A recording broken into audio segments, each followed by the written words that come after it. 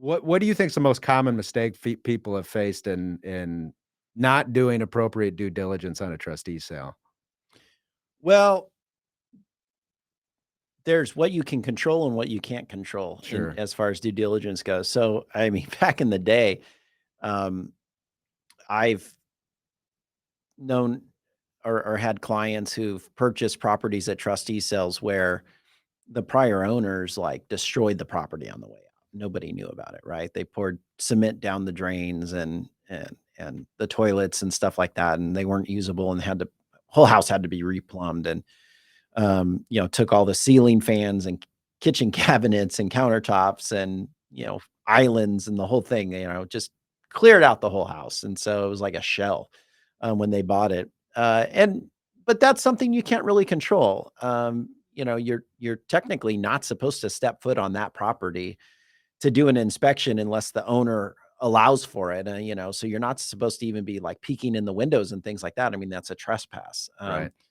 And so, unless the owner gives you permission, you're not going inside the house. You're limited on what you can do as far as a physical inspection. But here's what you can control and the mistakes that we see from a due diligence perspective that you can control. And it mainly involves lien priority. So not fully understanding or appreciating what position that lien is in. So, um, if a lender's selling a second position lien, there's a couple of things to understand on that. So the first is that you're going to take the property subject to another loan, and you're either going to have to keep that loan current by making the monthly payments, and assuming that the borrower is not paying the second position loan, they're probably not also paying the first position loan. So it's probably in default by quite a few months. And so you're going to have to come out of pocket unless you turn around and sell it really, quickly and flip it. If you're going to do a long-term hold on it, you're going to have to come out of pocket and you're going to have to satisfy the first position lender. But you know what's nice about this is uh, buying a property a second position via a second position lien is actually not a bad strategy considering that rates are going up and they've been so low for the last, 10 years.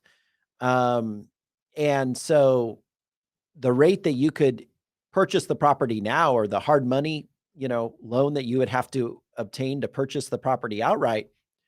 Well, you may not have to do that if you can just make the monthly payments on the first, which may have an interest rate, of in the twos, threes, or fours, right? I mean, that's pretty good. The downside is that there's probably a pretty big chunk of change that you need to come forward with to reinstate the loan and bring it current, and then you just make the monthly payments after that.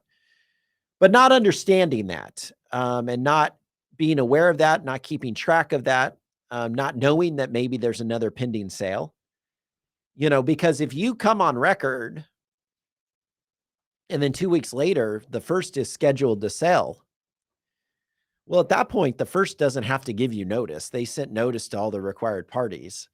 You take the property knowing that there's a pending sale, and your interest is going to be wiped out if that first goes to foreclosure. So you need to know about the first. You need to know what the status is. You need to make sure that there's no sale pending. And then the other thing, if you buy anything besides a first position deed of trust, is at a trustee sale, HOA is going to have priority. So you need to know, well, how much are the assessments owed to the HOA? How long has this owner, the prior owner, not been paying their assessments to the HOA? And, are the assessments, is it $50 a month or $300 a month? And of course, what collection efforts has the HOA done? Has it started its own lawsuit and foreclosure proceeding?